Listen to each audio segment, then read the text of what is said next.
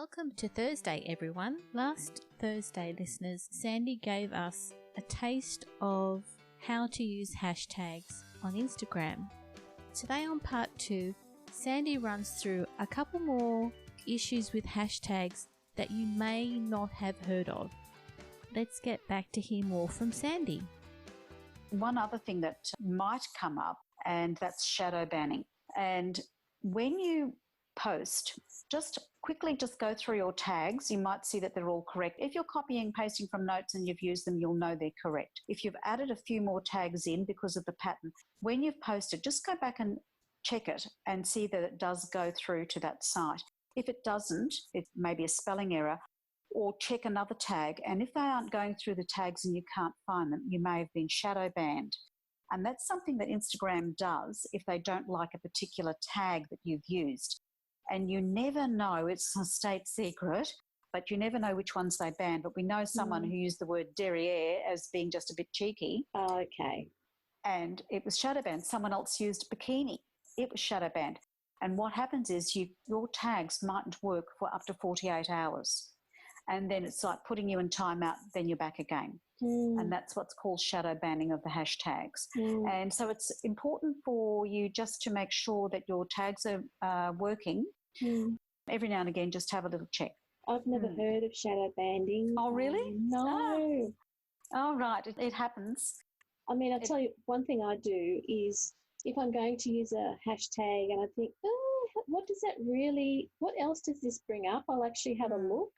And if it brings up certain images that I don't want on my feed, I'll look at some other sort of tag.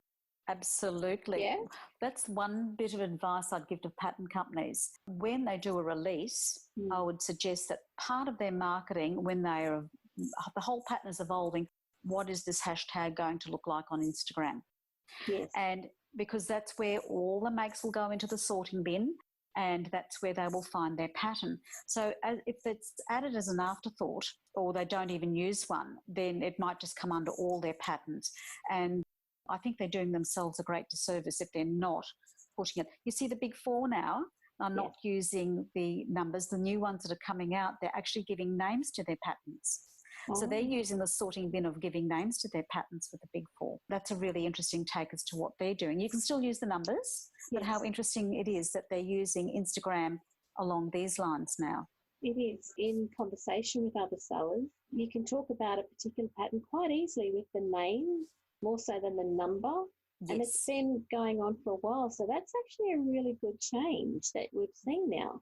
Yes. So they'll be using that. They've still got the choice of, but I think it's interesting that they've picked up on that because people will pick up on names. Like everyone will go, have you made a whatever? And people don't use numbers too often unless they're very well known. I think pattern companies really have to be very mindful that when they do their release, they also release a tag. Yeah, that would be great. Yes, yeah. The other thing, just before we head off, is security. You can actually use a hashtag as a security system so that you can make your own hashtag yourself. And then if anyone is using your account unbeknownst to you, and it doesn't happen, look, it's rare, but we know of people who've had their accounts lifted, their whole post or page, they will be able to track that. So we would suggest that, and I must admit, I don't follow my own advice. It's do as I say, don't do as I do. But if I wanted to make one up, I would do sunny days sows. And then I could go and look at my own hashtag and just see what's there, and it's all my own stuff. But if I see it repeating and thinking, well, why is that there? Someone has repeated that, not necessarily without your permission, but someone who's maybe using it with a slightly different name, so they've lifted your site.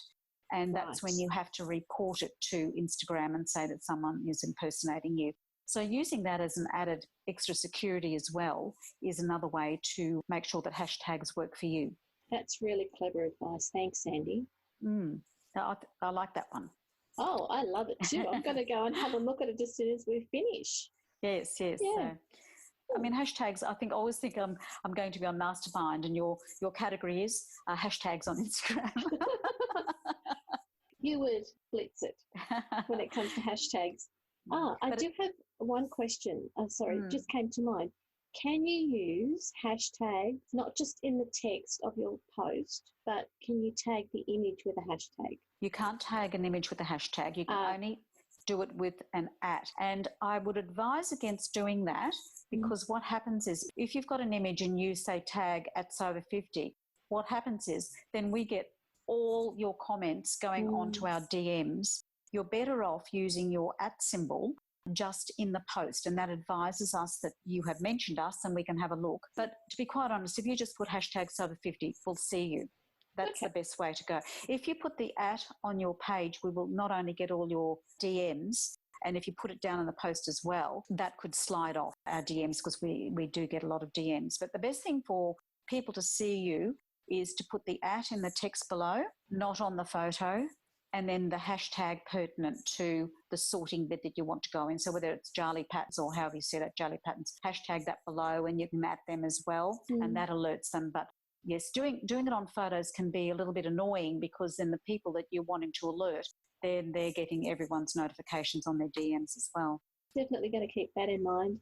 I think I've messed up a few times in the past, but I know that after hearing all of your advice around hashtags, I'm in a better space to actually use them. Yes. In a way that helps me, but helps the other people that I'm following, and also that I get inspired from. Yes. And the important thing is spell the hashtag correctly, because you won't go in the right sorting bin otherwise, and you won't be connecting across Instagram and with other followers if you're not using the correct spelling. I know a lot of people who are listening will really benefit from what you've just told us today. So thank you, Sandy. Thanks, Maria. I hope it has been helpful. And if they've got any other questions, they can always DM us Sober50 anyway. That's wonderful.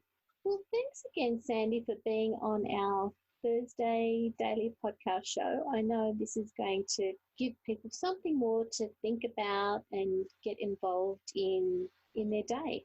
I do think there is a little bit of science about the hashtags, but if you get it right, put in your notes, copy and paste, tweak it, check every now and again you're not being shadow banned, and just spell it all correctly, you've got it in a nutshell. That's wonderful. Thanks a lot, Sandy. Okay, thanks, Maria.